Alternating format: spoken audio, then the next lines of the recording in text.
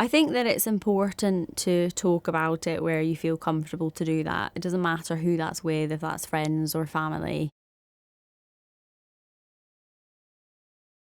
Talking about it, I think, is starting to come to terms with it and starting to live with it, really. The first and most important thing that you can do to regain control over the experience is acknowledge that it's happened to yourself first and foremost. A lot of us who are survivors of sexual assault, we desperately try and find a way to blame ourselves. It might come very easily. You might immediately blame yourself, or, you might look for reasons to blame yourself, because it's a very difficult thing to process in our own minds, because it makes no sense that this horrible, violent thing has happened to us. Why would anybody do this? It's clearly our own fault in some way. So the first thing that you need to do is work towards accepting that you have no blame in what's happened to you. I think the most important thing when it comes to taking back control after experiencing any form of sexual violence is to listen to your body and let your body lead when it comes to the pace at which you move forward, whether that is exploring your sex life again or asking for outside support, going to rape crisis, speaking to a counsellor, talking to your friends, your partner, your family. Let your body lead you. Don't move too quickly. Don't force yourself or push yourself past where you're comfortable.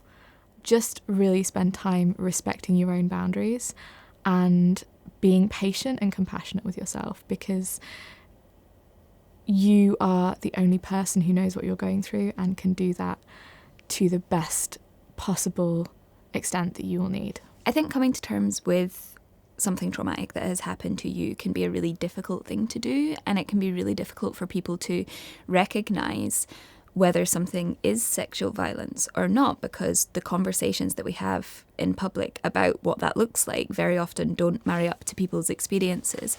So one of the things I think that you can do to help regain control over an experience of assault is speak to someone, and that doesn't matter what happened or when it happened. Speaking to Rape Crisis can be really beneficial in terms of having a space to process an experience and to come to terms with something that has happened and to be able to get the support that you deserve to be able to move forward.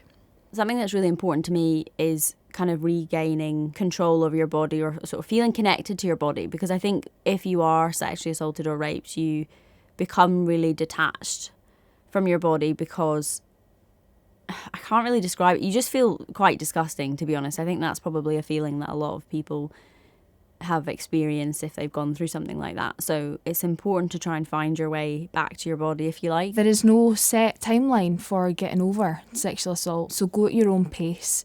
Don't pressure yourself to try and get over it by a certain point or in a certain amount of time. Don't push it back. Just let yourself feel what you feel. If you're angry, let yourself be angry.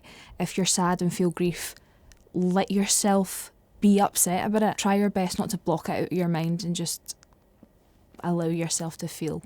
To hear the whole story, subscribe to Tricky on BBC Sounds.